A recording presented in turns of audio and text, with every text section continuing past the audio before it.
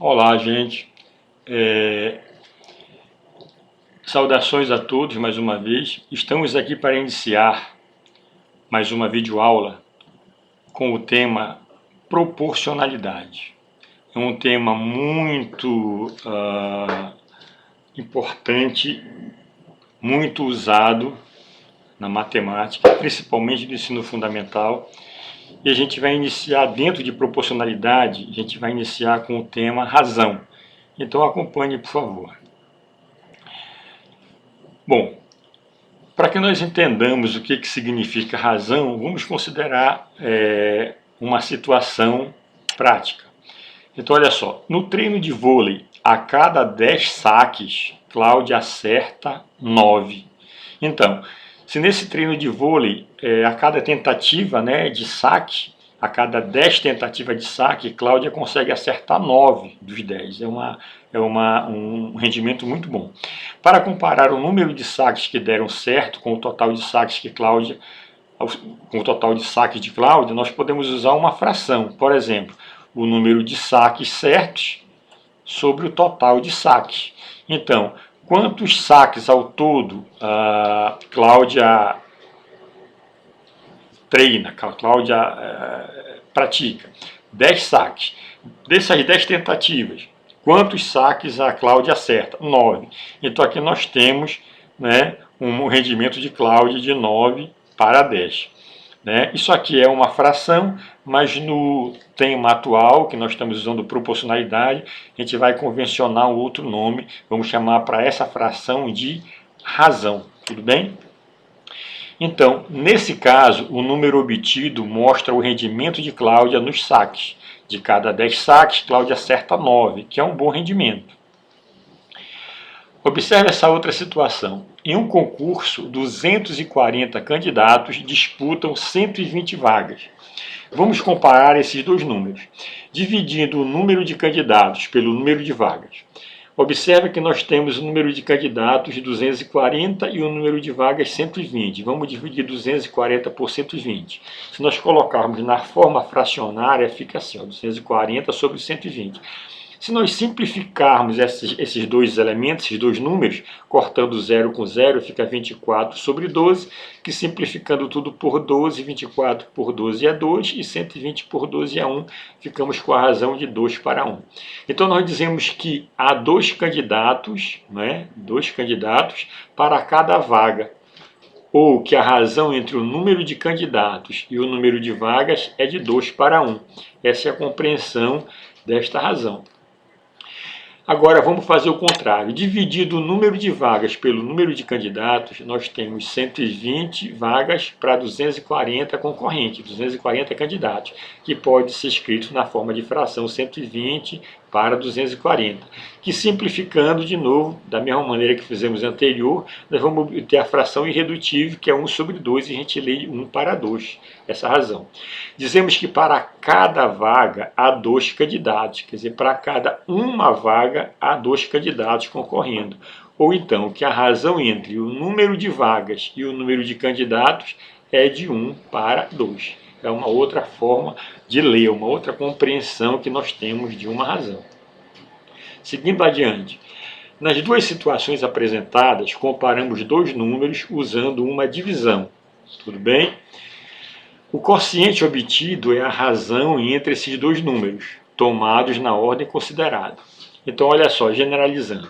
Sendo A e B dois números racionais, com B diferente de zero, porque o B é no denominador e divisão por zero não existe, Então, denomina-se razão entre A e B, ou a razão de A para B, o quociente A sobre B, escrito na forma de fração ou na forma de divisão mesmo. A razão A sobre B, ou assim, a razão A sobre B, pode ser lida de uma das seguintes maneiras. Vamos verificar como é que a gente pode ler essa simbologia de razão. A gente lê razão de A para B, ou A está para B, ou simplesmente A para B. Então você pode ler de três maneiras diferentes uma razão. Razão de A para B, ou A está para B, ou simplesmente A para B. Os termos de uma razão recebem nomes especiais.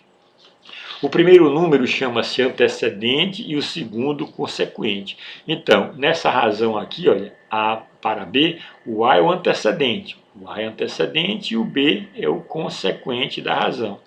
Tudo bem? Vejamos mais situações. Observa aqui essa cena.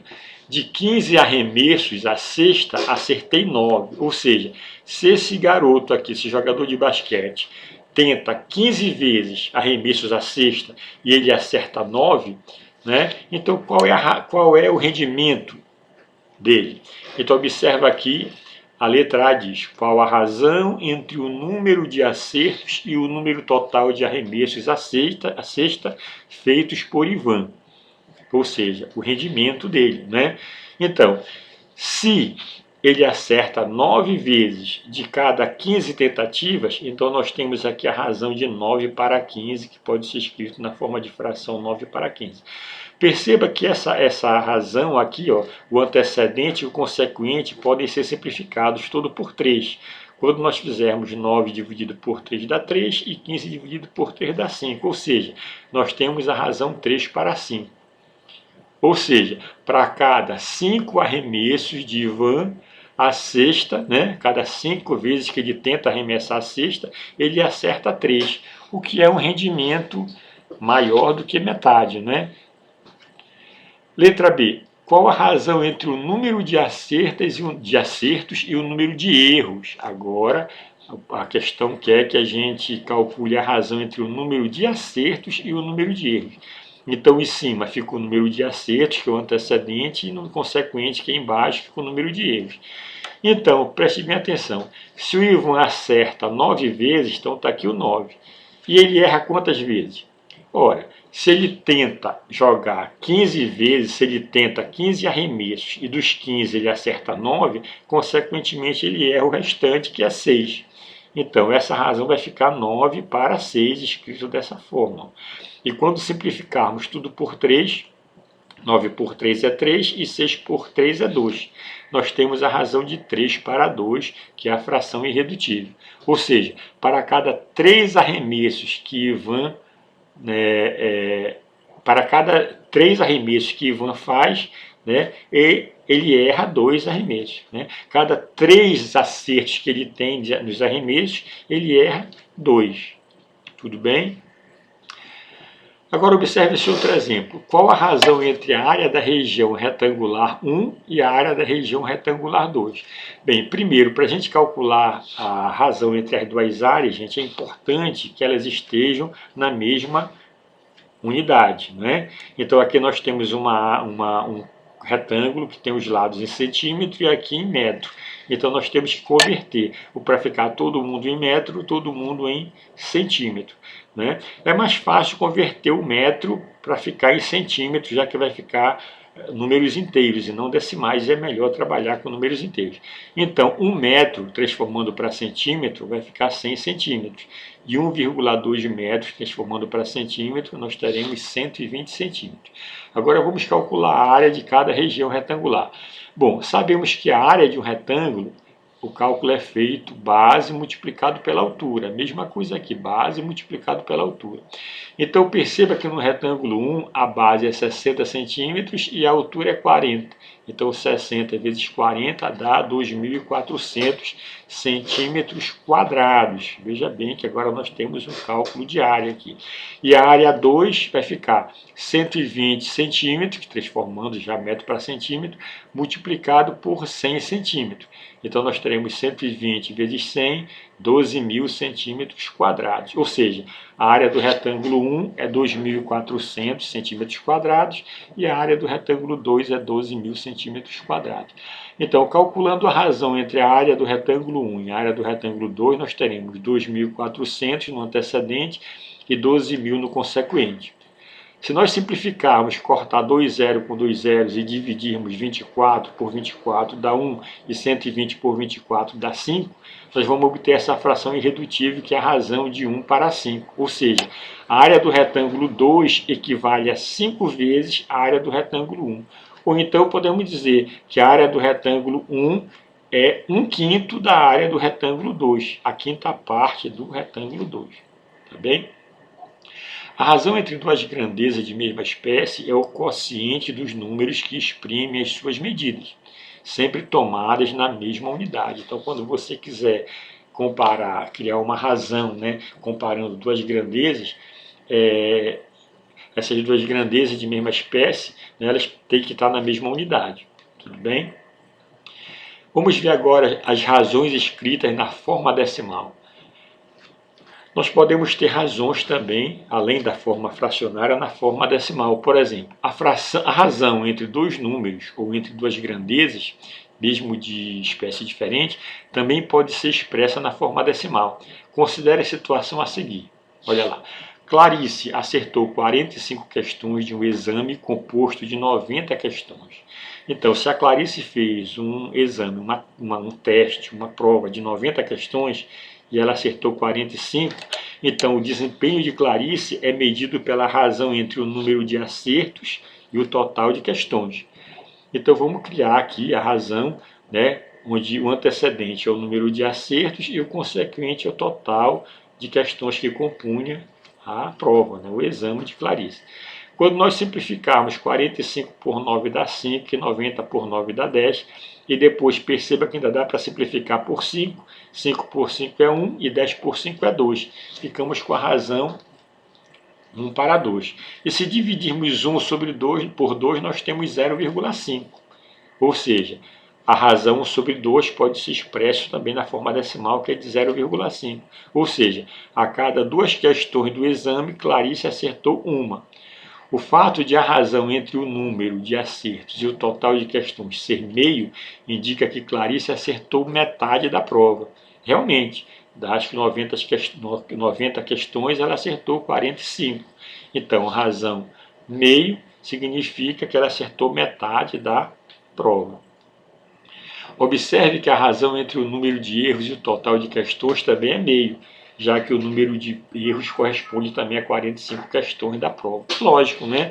Se a Clarice acertou 45 das 90, ela errou as outras 45 também das 90. Então, se o número de razão de acertos é de meio, a razão de erros também é meio. 2. Considerando que um ciclista leva 2 horas para percorrer 43 km, qual foi a sua velocidade média nesse percurso? Observe que a velocidade média de um elemento móvel também é dada por uma razão entre duas grandezas de espécie diferente, a distância percorrida e o tempo gasto, né? Eu tenho como antecedente a distância percorrida e como consequente o tempo gasto para percorrer essa distância. Então vamos obter a velocidade média em km por hora. A velocidade média é a distância percorrida, né, pelo tempo que levou para percorrer essa distância.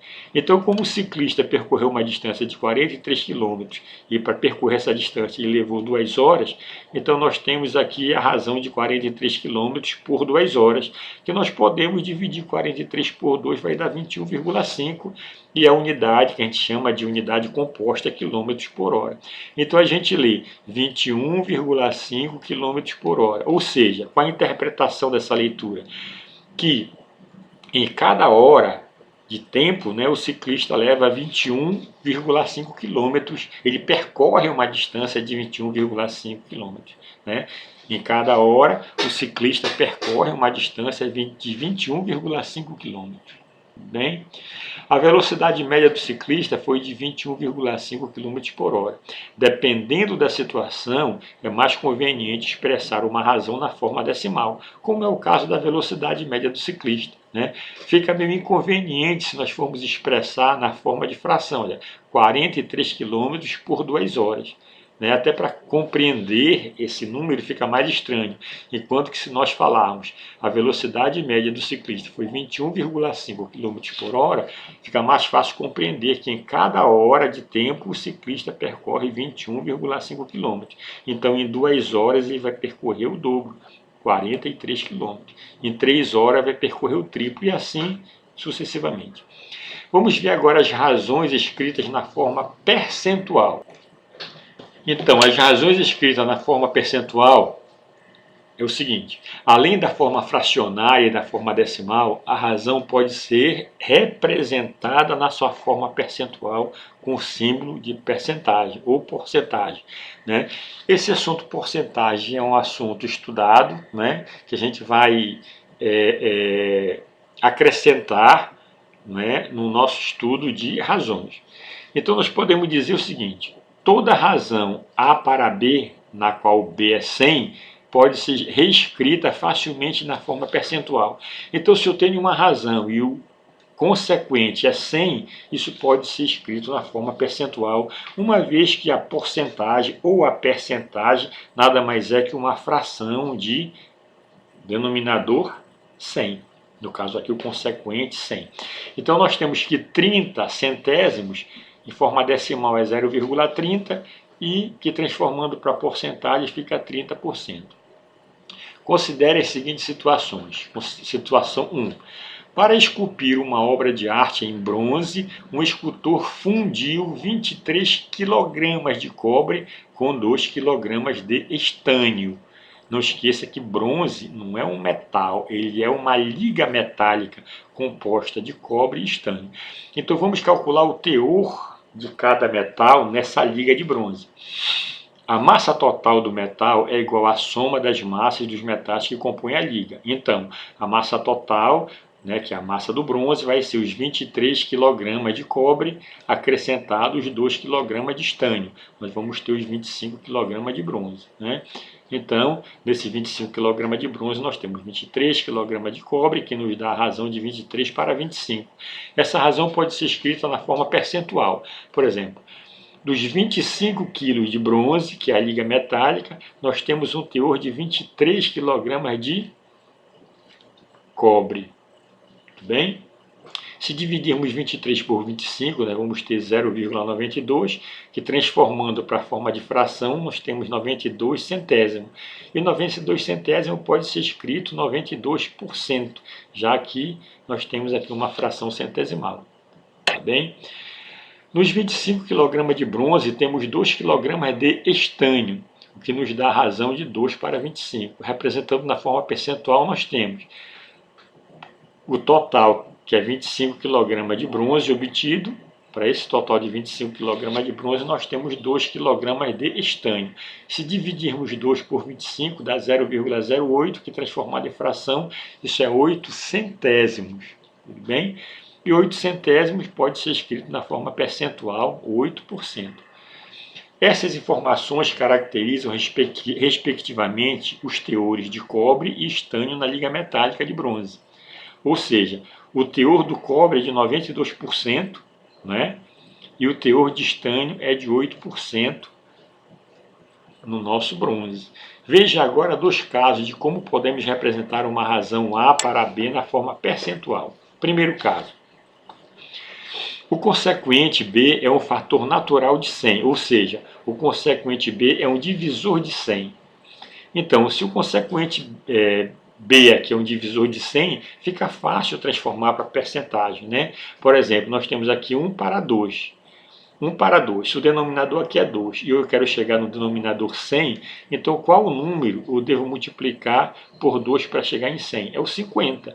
Quando eu multiplico 50 por 2 dá 100. Ó. E se eu multiplicar aqui no consequente por 2, por 100, 50, desculpa, eu vou ter que multiplicar aqui em cima também por 50 para não alterar a minha razão. E quando eu multiplico uma vez 50, eu vou obter aqui 50. E 50 centésimos nada mais é que 50%. Tá?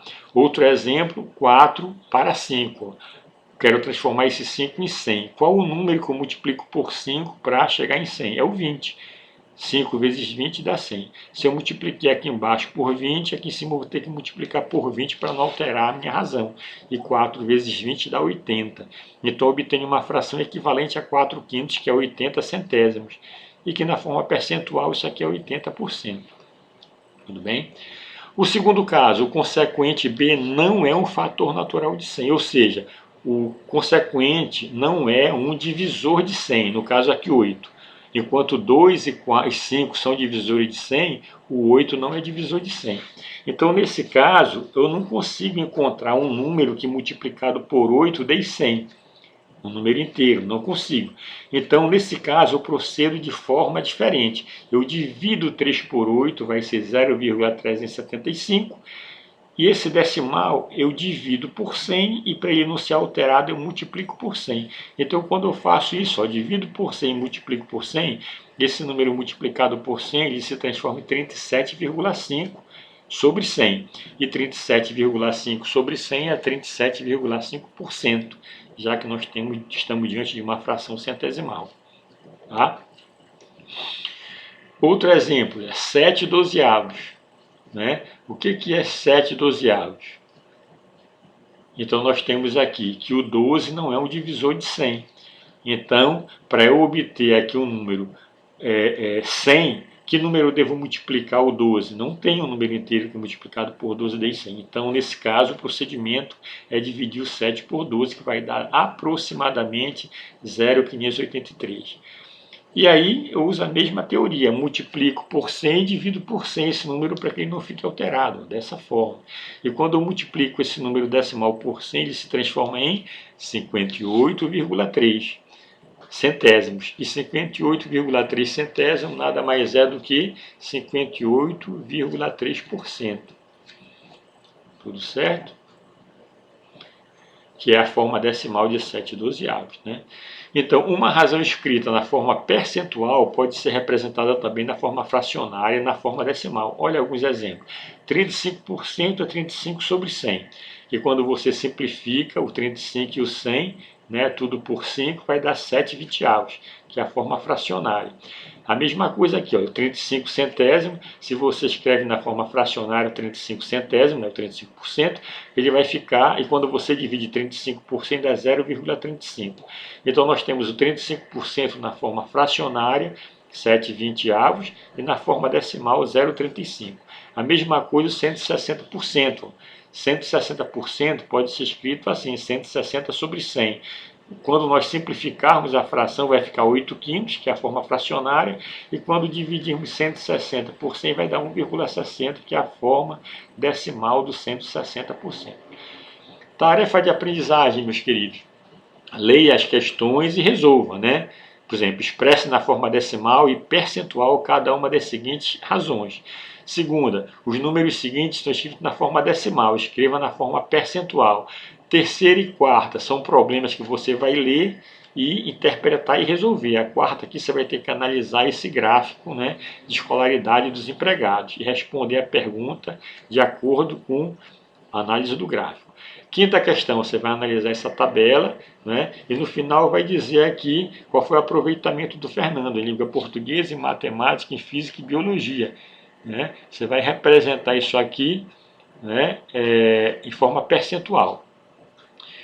Aí você vem aqui para a resposta, quando você acabar o seu exercício, e confere as respostas. As questões que você acertou, beleza, tudo ótimo. As que você errou, eu sugiro que você refaça novamente, que é para reparar o seu erro, né? E a sua dúvida. Tudo certo? Muito bem, meus queridos, então não esqueça de dar like, de se inscrever no canal, porque é isso que mantém o canal funcionando.